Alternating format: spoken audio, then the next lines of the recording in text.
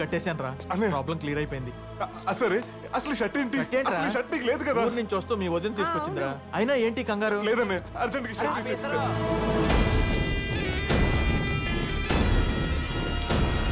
అన్నయ్య షర్ట్ ముందు షర్ట్ ఇప్పాను. నేను షర్ట్ ఉంటేనే సంపుతానని ఒట్టెట్టుగా లేదు, సంపుతానని ఒట్టెట్టుకున్నాను అంతే.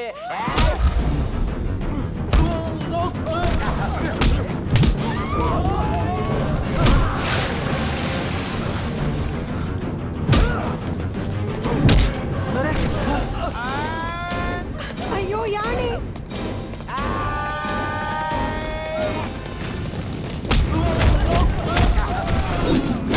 అయ్యో యాని వరమీన్లాగా తప్పించుకుపోదామంటే కుదరదురా. దండం పెడతాను. వలేసింది రొయ్యల్ నాయుడు.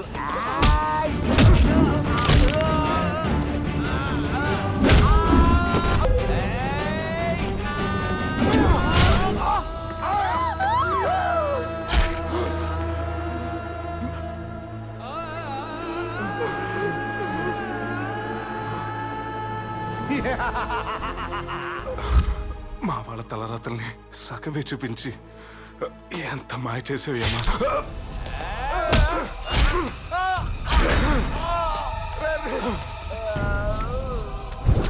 రొయ్యల్ నాయుడు నీకు బ్యాలెన్స్ అయిపోయిందిరా.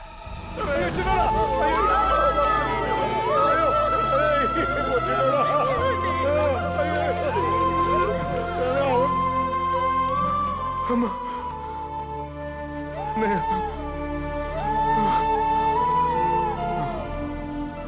ఏదేమైనా నా వాళ్ళ ప్రాణాలు కాపాడుకునే అవకాశం ఇచ్చావు. థ్యాంక్స్ ఏమా.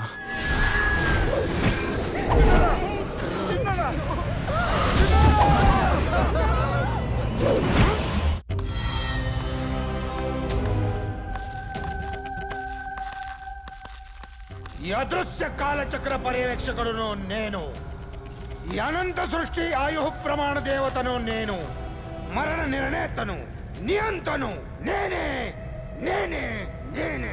నియమ నిబద్ధమైన నా అధికారాన్ని ధిక్కరించి జయించగల శక్తి ఏదీ లేదు, ఎక్కడా లేదు. నీవా నాకెదురొడ్డనది మానవ కొంగ.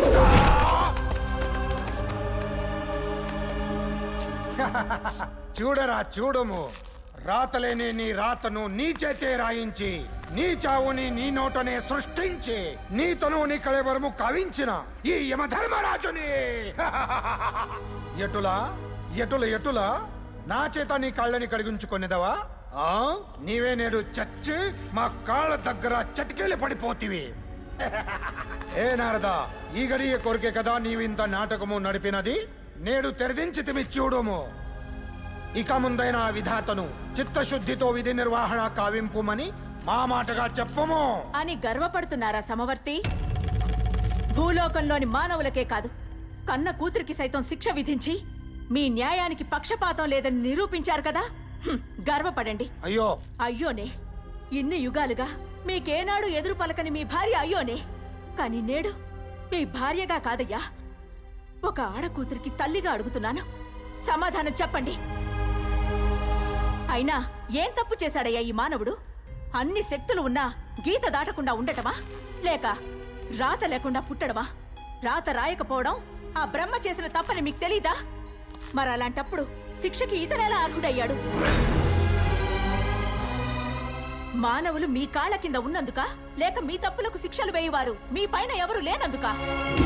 అసలు ఈ మానవుడి పుట్టుకతోనే సమస్య మొదలాయనే. మరి నాడు మీ లెక్కలోనికి రాని ఈ సమస్య నేడు మీ లెక్కలోనికి ఎలా వచ్చాను? ఈ నరుడు మీ కూతుర్ని ప్రేమించినందుక? మీ దగ్గరున్న ఈ ప్రాణం తీసే యమపాసం కన్నా వాళ్ళ దగ్గరుందే ప్రాణం పోసే ప్రేమపాసం. అదయ్యా గొప్పది. అందుకే కన్నవాళ్ల ప్రాణాల కోసం తన ప్రాణాలు వదులుకున్నాడు. నీ కూతురితో ప్రేమని కాదనుకున్నాడు. తనకున్న అపూర్వ శక్తులు సైతం నీ పాదాల దగ్గర విడిచి వెళ్ళిపోయాడు. అంత గొప్ప హృదయంలో నీ కూతురికి స్థానం దక్కినందుకు తండ్రిగా గర్వపడవయ్యా. తండ్రి, చంపటం మీ విధి. ఆయన్ని చంపేశారు, మా ప్రేమిని చంపేశారు. నన్ను కూడా చంపేయండి తండ్రి. కూతురిగా మిమ్మల్ని ఇంతకు మించి ఏది అడగటం లేదు.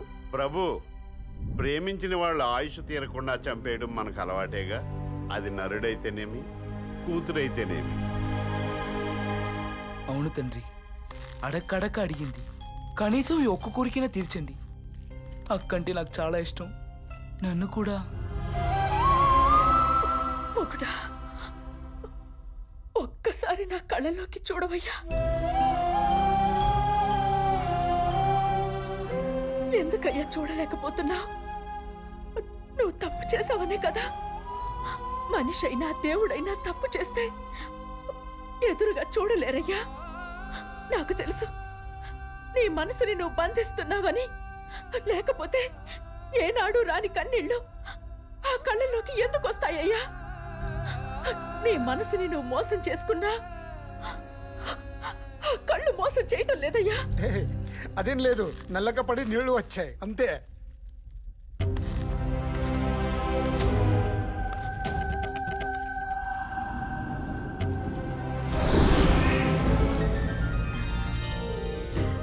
రే మానవా, ప్రపంచంలో అతి పెద్ద ఆయుధం ఏంటో తెలుసా?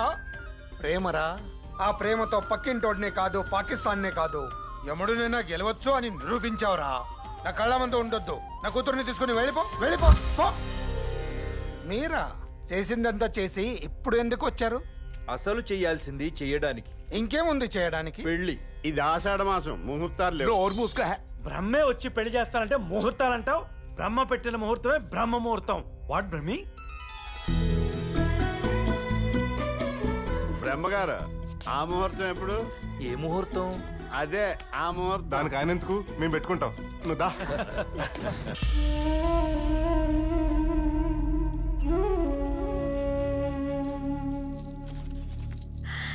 నరేష్, యాండి అబ్బాయి వచ్చాడు. అబ్బాయి ఇచ్చాడా? ఎక్కడికి వెళ్ళావురా ఇన్ని రోజులు? అది కొత్తగా అడుగుతావేంటే? నాటకాలు ఆడటానికి ఏ ఊరో వెళ్ళి ఉంటాడు. అవునన్న, నాటకం అయిపోయింది. అలా చెప్పా పెట్టకుండా వెళ్ళిపోతే మేమేమైపోవాలరా? ఏనాడు మన గురించి ఆలోచించాడనే చెప్పుకోవడానికి 10 రోజులైందిరా నువ్వు ఇల్లు వదిలిపెట్టి. ఏం తిన్నావో ఏంటో. ఏమే వాడి కావాల్సిన చేసి పెట్టు.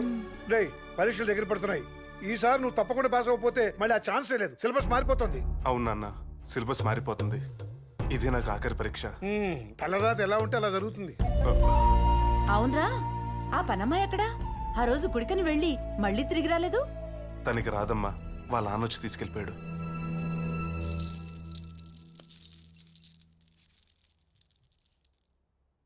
అన్నయ్య, తమ్ముడు ఏమైపోయారు 2 రోజులు? ఆ సంగతి పక్కన పెట్టన్నయ్య. నువ్వేంటి ఇలా ఉన్నావు? అబ్బే బానే ఉన్నాను. లేదన్నయ్య, ఏదో జరిగింది. అదేం లేదు, నువ్వు కనిపించపోయేటప్పటికి కాస్త బెంగ పెట్టుకున్నానంతే. అన్నయ్య, వదిన పిల్లలేరి?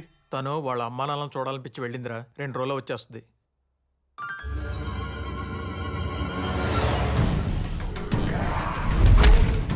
Shirt, light blue kurta.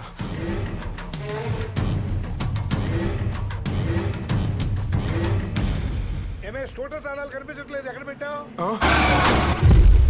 ఎక్కడ పెట్టావే? ఎంత వెతికినా కనిపించట్లేదు. ఇక్కడ పెట్టానండి, కనిపించట్లేదు. ఏమిట్రా హడావిడిగా వచ్చావు? అబే ఏం లేదురా అన్న, స్కూటర్ కీస్ కనపడలేదు అన్నావు కదా. అవునరా, అనుకుని- కనపట్టలేదు.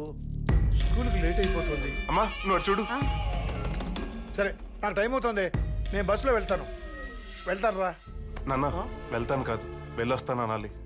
సరే, వెళ్ళొస్తాను రా. ఆ.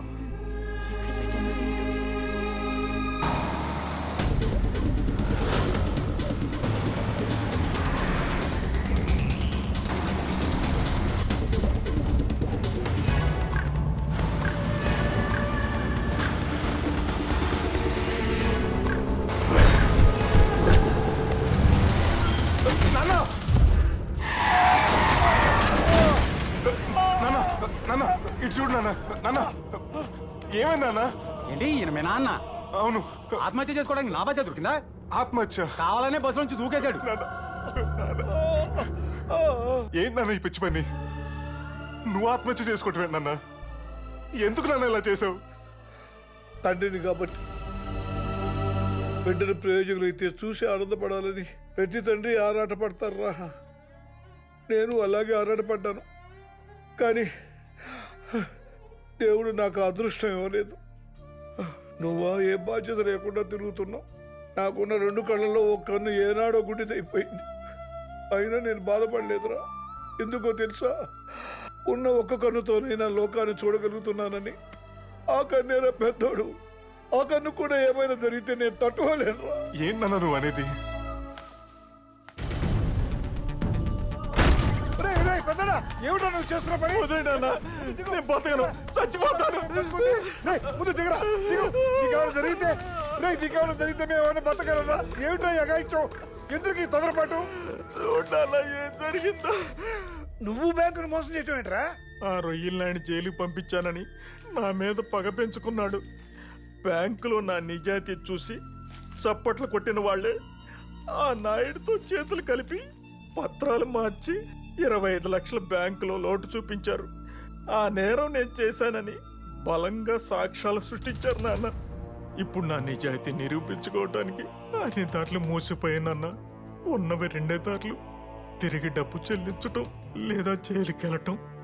ఆ 2 నా వల్ల కాదు.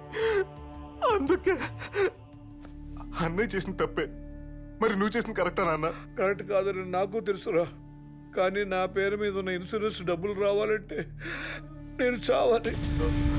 మన ఇల్లు అమ్మితే 25 లక్షలు కూడా రాలేదురా, ఇంకా 3 లక్షలు కావాలి.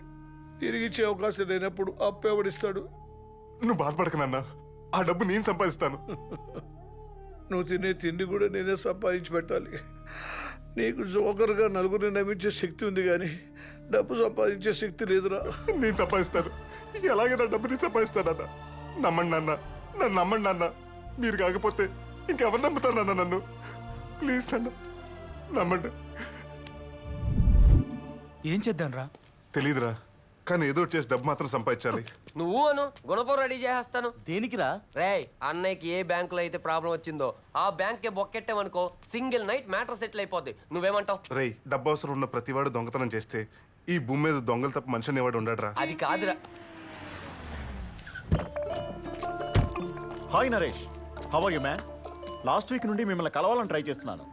మీరు? ఐఎమ్ నరేంద్ర, ఈవెంట్ ఆర్గనైజర్ని. స్టేజ్ షోస్ని ఆల్బమ్ చేసి ప్రపంచానికి పరిచయం చేస్తుంటాను. లాస్ట్ టైం మీ పర్ఫార్మెన్స్ చూశాను, simply super bro. See brother, message oriented తో హార్ట్ ని టచ్ చేసే ఓ అల్టిమేట్ ప్రోగ్రామ్ కావాలి. చేసిస్తారా? డబ్బు గురించి ఆలోచించకండి, ఎంతైనా పర్వాలేదు, ముందే ఇచ్చేస్తాను. ఒప్పుకోరా? చేస్తాను సార్. చూసితివా వారి తలరాతలు? ఈ 3 దినములు వారి అడుగులు చావుకాయ వెదకను. యమధర్మరాజా, అంత పని చేయకండి, మీ కాలు పట్టుకుంటాను. అర్భకుడా, ఇది రాతను అమలు పరచుటే నేను నిర్వర్తించు విధి. కాలమును ఆపుట ఎంతటి అసంభవమో, మరణంను ఆపుట కూడా అంతే అసంభవమో. లేదు, అంత మాట అనకండి. మరణాన్ని శాసించే అధికారం మీకు మాత్రమే ఉంది. మీ కూతురిని ప్రేమిష్టమే కదా నేను చేసిన తప్పు. ఇప్పుడే, ఈ క్షణమే యమజపై నా ప్రేమను చంపేసుకుంటాను. నా కుటుంబాన్ని మాత్రం ఏం చేయకండి. కావాలంటే నా ప్రాణం తీసుకోండి, నా ప్రాణం తీసుకోండి, నా ప్రాణం తీసుకోండి. నీకు శక్తులు ఉన్నంత కాలం నీ ప్రాణములపై అధికారం ఎవరికి లేదు. నాకే శక్తి లేదు యమధర్మరాజా, తీసేసుకోండి. మా నాన్న మా అన్నయ్య మా కుటుంబానికి ఆధారం. వాళ్ళ ప్రాణాలు తీసుకుని మా కుటుంబానికి అన్యాయం చేయకండి. కానీ ఒక్కసారి లిఖించబడిన మరణ శాసనమును అమలు పరచుటే గాని రద్దుపరిచే అధికారము మాకును లేదు. అయితే నా కుటుంబాన్ని నేను రక్షించుకుంటాను. నాకు ఒక్క అవకాశం అండి యమధర్మరాజా. ఏ శక్తులు లేని నీవు ఇప్పుడు భూలోకానికి వెళ్ళిన వృధా ప్రయాసే. వారిని రక్షించుకొనుట అసాధ్యం. లేదు ప్రభు, జరిగే ప్రమాదం నాకు తెలుసు కాబట్టి నేను వాళ్ళని అటువైపు వెళ్లకుండా కాపాడుకుంటాను. నాకు ఒక్క 3 రోజులు గడువివ్వండి, ఆ తర్వాత ఈ ప్రాణం మీ ఇష్టం. అటులనే నీ వినతిని స్వీకరిస్తున్నాము.